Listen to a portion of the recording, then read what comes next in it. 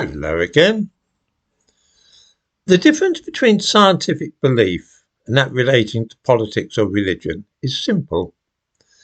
Scientific belief is always open to reason and accessible to new evidence which may contradict and eventually destroy some favourite theory.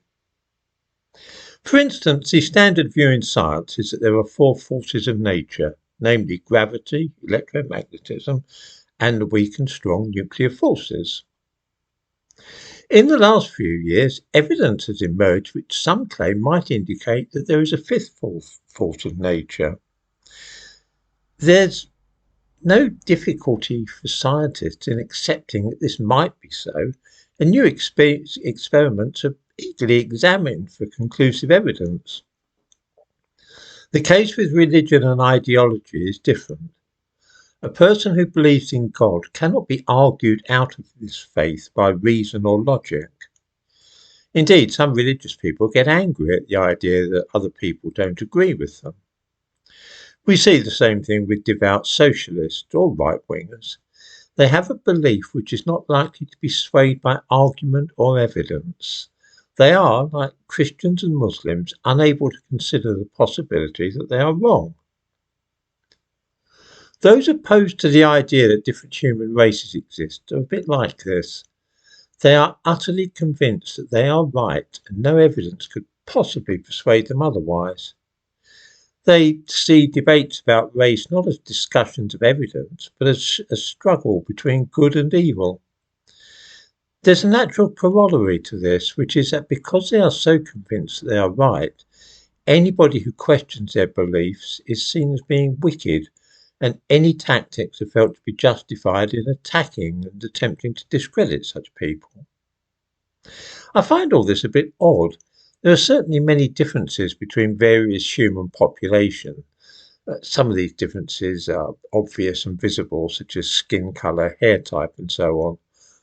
There are other differences regarding things like enzymes and blood groups that can't be seen.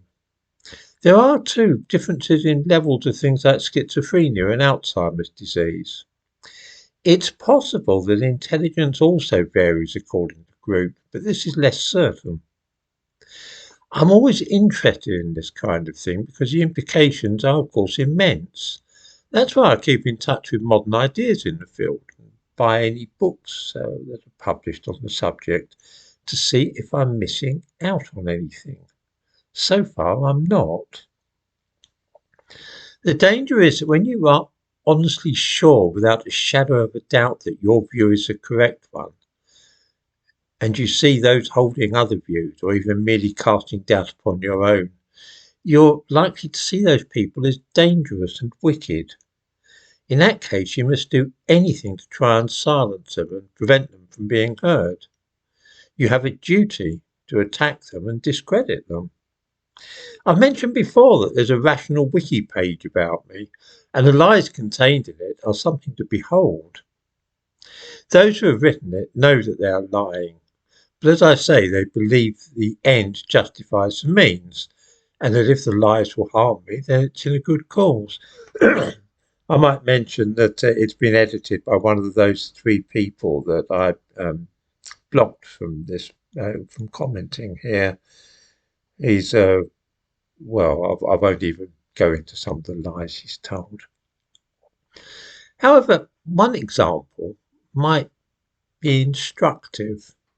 It's claimed in some circles that I have compared black people to savage dogs. Now, it's completely false. I've never done anything of the sort, nor would I. But it is said because it's something which might damage me or cause YouTube to terminate my channel. Let me show you how anti-racists work and the way in which they will cheerfully lie their heads off in what they see as a good cause. I made a video a while ago in which I said the following. After discussing differences in enzymes and blood groups between different groups, I said, and fortunately I have the text right here in front of me to quote from, sometimes those trying to get to grips with the supposed non-existence of human races will wonder idly about the case of domesticated dogs, which all belong to the single species of Canis familiaris, and yet show enormous variety in physical appearance, temperament, and intelligence. All the arguments relating to mixed ancestry and jumbled genetic heritage, which are routinely trotted out to demonstrate the non-existence of human races, could equally well be applied to pet dogs. It remains undeniably true, though, that while the average parent might allow his small child to romp on the floor with a friendly spaniel, he would be very ill-advised to allow the same behaviour with an American pit bull terrier.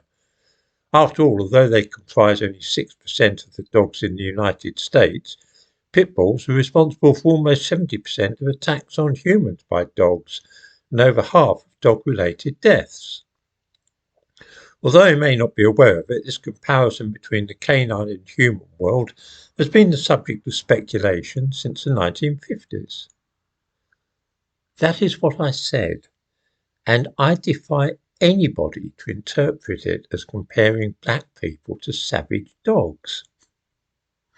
Indeed, if we really wish to ask which human group has caused most death and destruction and is most likely to be the dangerous dog in this example, we might think about the two world wars, the Holocaust, Vietnam, and so on.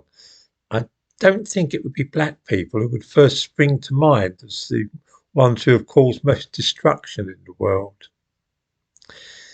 In this way, simply asking questions and musing about the subject of ethnicity and race has been taken to mean that one is a virulent racist and so should be the subject of a smear campaign. Anti-racists are ruthless and bigoted, and woe betide those who dare to disagree with them or even ask too many questions about their beliefs.